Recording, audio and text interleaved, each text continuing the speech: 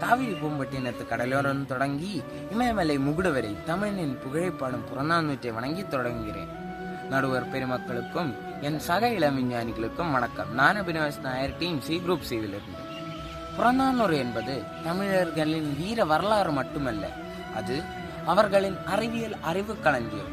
போர்முறை, மருத்துவம், வானியல் என பல துறைகளில் தமிழன் பெற்றிருந்த மேன்மையை பற்றி 400 பாடல்களில் புறநானூறு பறைசாற்றுகிறது.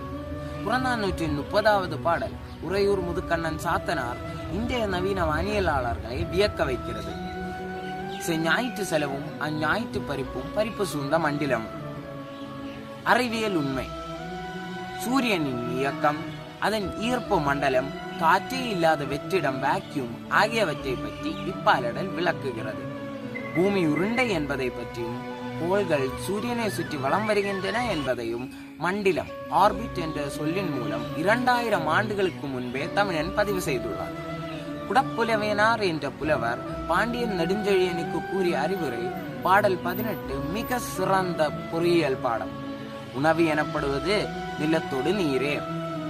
நிலத்தில் பள்ளமான இடங்களை கண்டுபிடித்து அங்கே அணைகளை கட்டி நீர் தேக்க வேண்டும் என்ற நீர் மேலாண்மை வாட்டர் மேனேஜ்மெண்ட் அறிவியலை இது பேசுகிறது.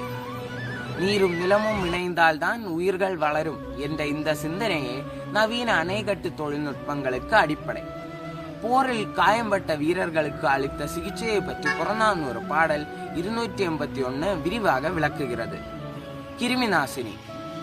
புண்பட்ட வீரர்களின் புண்களில் கிருமிகள் அண்டாமல் இருக்க வேப்பிலை செருகப்பட்டது. இன்று நாம் வேப்பிலையை ஆன்டிசெப்டிக் என்றே போற்றுகிறோம். காயத்தை குணமாக்கும் மருந்துகளையும் காயத்தின் தீவிரத்தை கணிக்கும் அறிவையும் தமிழர்கள் பெற்றிருந்தனர். மன்னன் உயிர்தே மலர்தலே உலகம் என்று சொன்னாலும் உயிர் எப்படி உருவானது?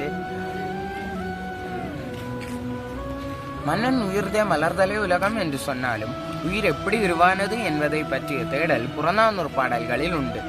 உயிரினங்களின் வாழ்நாள், மரணம், முதுமை ஆகியவற்றைய அவதானிப்புகள் புறநானூற்றின் பாடல்களில் ஒரு சிறந்த உடலியல் பிசியாலஜி அறிஞரின் பார்வையில் அமைந்துள்ளன. அன்பு நண்பர்களே, யாதும் ஊரே யாவரும் கேளு என்ற உலகளாவிய ஒருமைப்பாட்டை சொன்ன புறநானூறு அதே பாடலில் வானம் பெயரினும் என்ற கோள்களின் நிலை மாற்றத்தை பற்றியும் பேசுகிறது. இலக்கியம் காட்டும் இந்த அறிவியல் பாதையை பயணிப்போம், நம் முன்னோர்களின் அறிவை பாதுகாப்போம்.